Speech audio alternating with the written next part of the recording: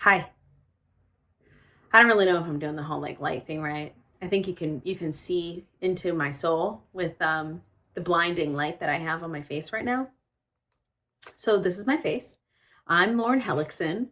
I wrote a book, and now I'm gonna show it to you because I got the first like printed copy of it in the mail, and so I posted about how I was gonna do opening, and so now I'm going to open it and we're going to look at it together. So the book is called Dark Moonlight, Discovering Your World with Magic, Mysticism, and the Paranormal.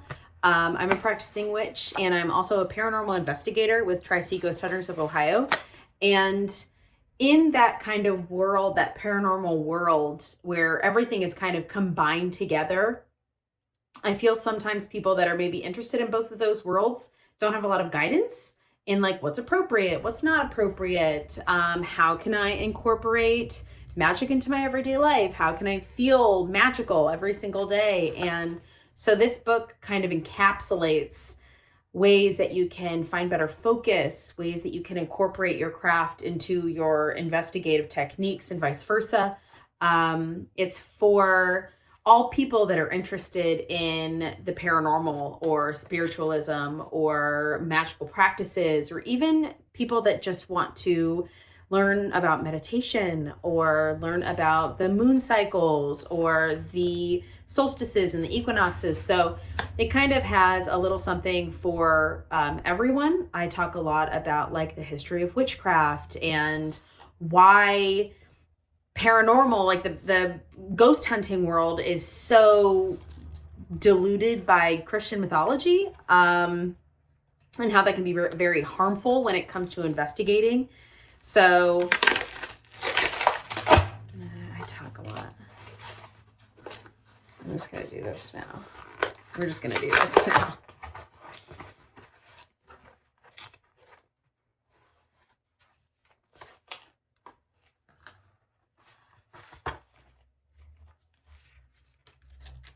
Oh, I try to slow down. Oh. So this is me crying. There. I had to take a minute. I got a little emotional.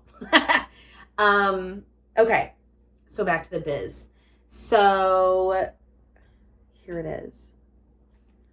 So let's take a look at how gorgeous this cover is. So the cover art and the illustrations on the inside are done by Audrey Henry. When I tell you that I gave her minimal notes on designing the cover and the illustration art, and she just, my cat just sneezed. Sorry. And she just nailed it with like no feedback. She's incredible, but there's a few things that's amazing about her art. But first off, so the cover art here is absolutely gorgeous, all the way down to, I mean, we have little like paranormal investigative equipment.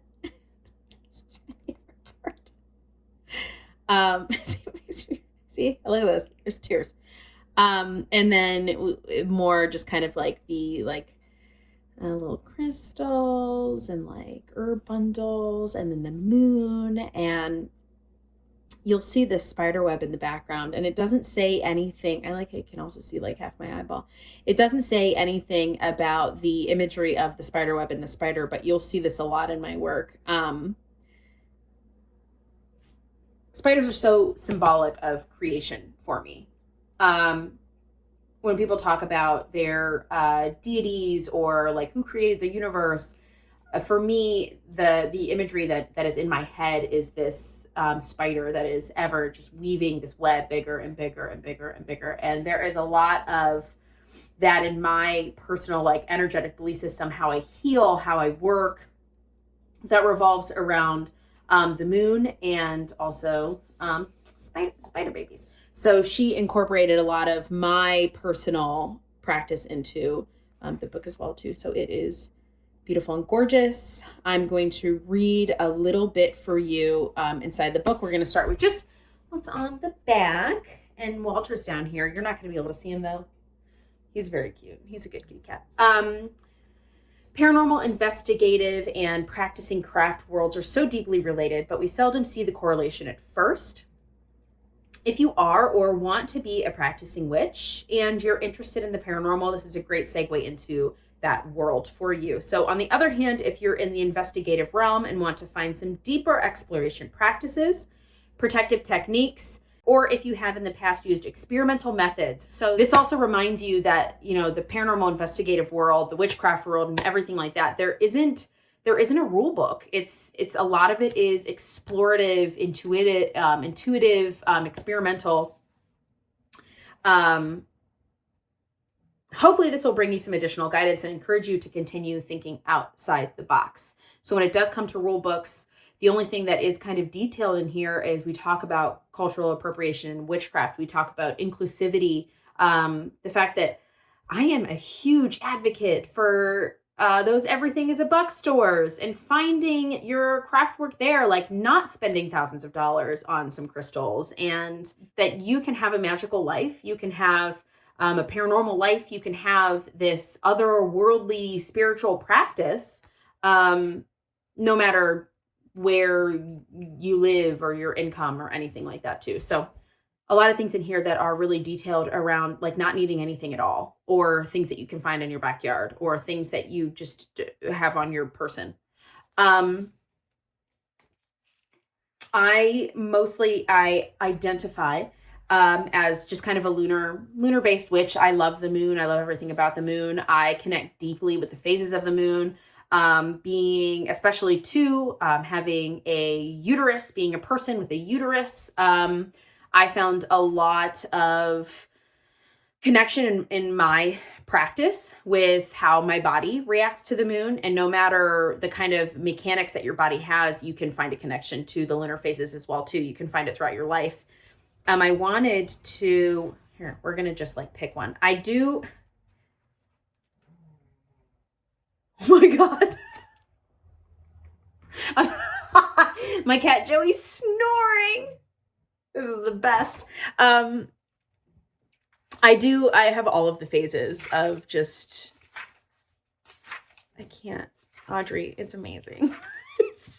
They're so pretty. So we have literally all the moons, even a phase that we don't often talk about, the dark moon, which is one of my favorites. I'm not going to read you that though. Let's read. We're going to read. What did we just had a full moon. So everybody knows about the full moon. Let's do a quarter moon. Quarter moons are great. We don't often think about quarter moons. The first quarter moon. The first quarter moon doesn't mean seeing a quarter of the face, but rather it's taken a quarter of the month cycle to get to this point. Here we see the right half of the moon illuminated while the other half is still cast in shadow. This shows us that we too must be objective about our lives. See both sides of the coin, embrace both the dark and the light, good and bad, success and failure of our plans. Even though we can create magic, find meaning, and manifest the life of our dreams, we still must lay the groundwork, the foundation for those walls to be strong and formidable. Be observant and receptive during the first quarter moon. Finding crafts that revolve around mindfulness and creativity are great here. Making herb bundles, art, practicing your meditation can all prove fruitful during this phase. So all of the moon phases have little pages like this where it kind of gives you some thoughts. And I printed this on white paper because I want you to be encouraged to color these pages, and you'll see why that's going to be even better, right? I'm also going to, we talk about the solstices and the equinoxes as well too. Oh, I do a lot of phase work. I'm really, really big into the birth, life, death cycle. Birth, life, death, stillness. Like winter, which is what we're in right now. And this, oh my God, it's so beautiful. Audrey, I can't handle it. So this is made on, I chose white paper so that you can get out your colored pencils or your crayons. And you can color it and make it your own. There's some pages in here as well too in the back that have like for notes and things like that too. So I wanted to read you this part as well. The winter solstice, which we are coming upon, which is when you can pre-order this book. Phases. The winter solstice occurring on the 21st or 22nd of December represents the stillness that happens after death. We see death as this ultimate finality. Although this is true for these vessels and this journey, it occurs symbolically around us every day, whether in the seasons themselves, relationships, jobs, emotions, interests, or lifestyles. When we change, develop, and grow, we must allow the old to die so that we can make space for the new. Winter solstice is about laying to rest all that we've released and removed from our space and allowing stillness to create fertile ground for the abundance of creation. Often looked at as the rebirth of the sun, we experience our longest period of night on the solstice. With that darkness, we can remind ourselves that light also needs rest, but it will always come back again. This is fuck. I'm like making myself cry with my own song. Man, Lauren, you're awesome.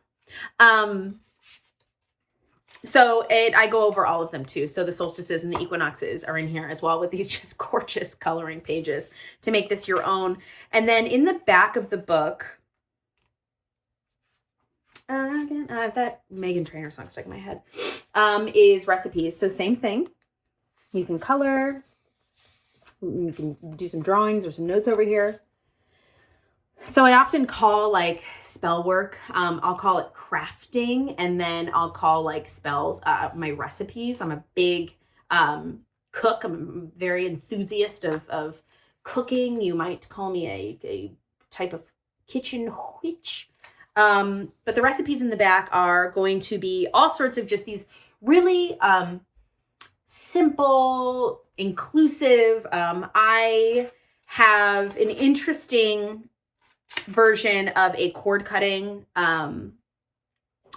ceremony that doesn't involve, 2 candles that you have to burn all of them. And so I try to factor in what people may have access to. Not everybody's going to be able to buy a huge bundle of 100 candles that you can just constantly burn down all the time. So I do a lot of like reusing things, how to reuse things.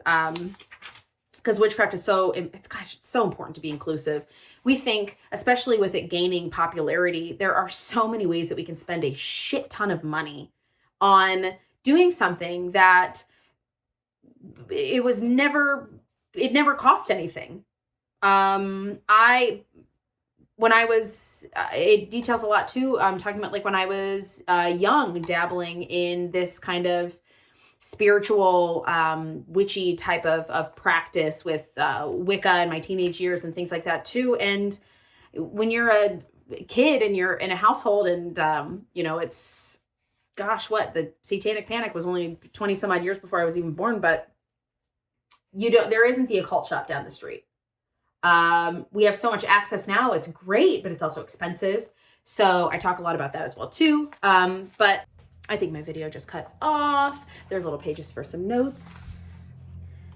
There's sigils in here. There are jar crafts in here. There are some just everyday things that you can do that you can't set aside if you can't set aside time every day or anything like that. Just things to keep you in your practice.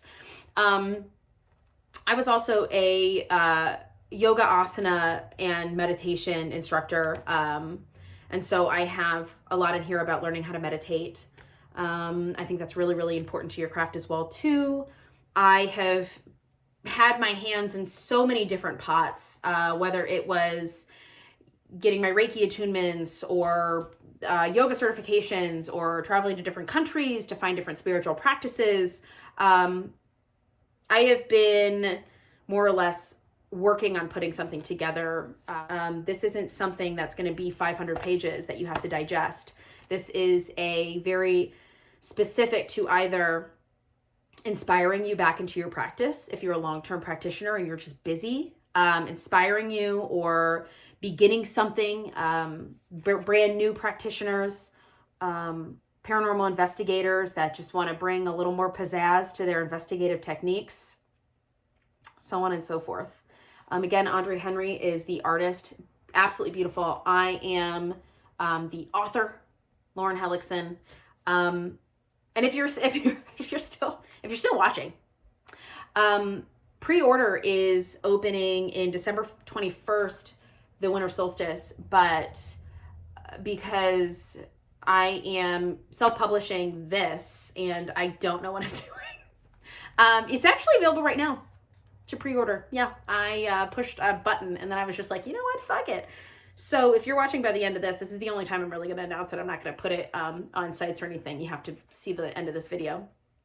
You can find this at barnesandnoble.com or amazon.com to pre-order it right now. It is releasing in March, the spring equinox, and that's when it'll be delivered to you. On my website as well too, during the winter solstice, I'm going to have three different levels that you can. If you do want to wait, you can order just the copy. You can also order a signed copy. I'll sign it, add a little note. It's free shipping that way, and then I'll send it to you. And then I'm also going to have premiere packages, which will be a signed copy of the book. And then it will also be, if anybody saw the vegan leather bound journals on my website that I make, I'm going to include one of those and a pen so that you can just start right away. And there will be also a bookmark that you might not be able to get anywhere else other than with that premiere package. That will be on my website as well too. So, Dark Moonlight by me, Lauren Hellekson. Audrey Henry is my beautiful artist. Thank you guys so much. You guys are awesome.